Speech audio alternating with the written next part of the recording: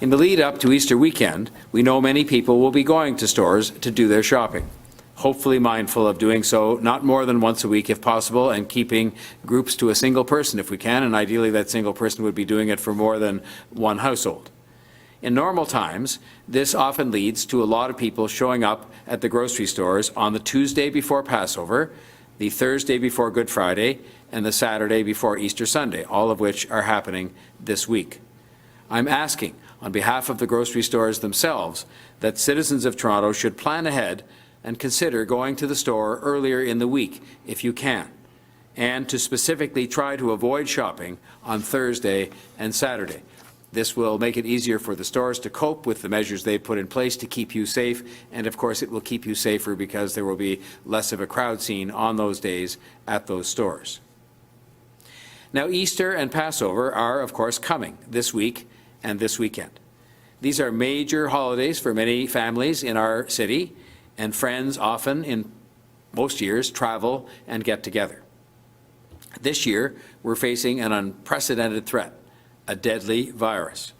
So we are asking all families and friends to celebrate at home with the loved ones they live with all the time, and to avoid traveling to see other family members or friends or gathering in large groups.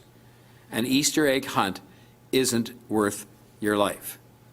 I realize I seem to be the bearer of bad news, whether it's on Easter egg hunts or using our playgrounds or important celebrations, but this is all about saving lives, protecting the healthcare system, and getting back to our normal way of life as quickly as possible.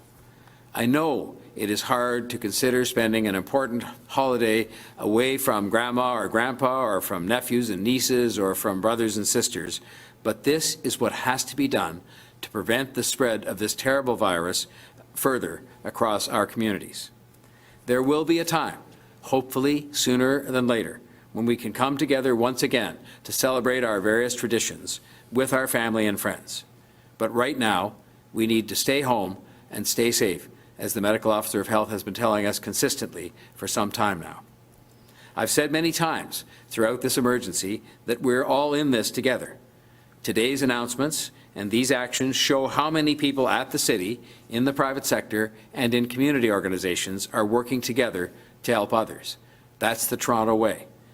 It is this determination to help others, to work together, to support each other, and to cooperate with the rules and guidelines and recommendations that have been made to us. That is what will help us to get through these terrible times together. We've seen this many times before in Toronto. It is what we do. It is who we are. And I'm proud that people have stepped forward again to help at this difficult time. Stay home, support each other, share a sense of hope that comes from doing what we're advised to do, and we'll bring this ordeal to an end as quickly as possible.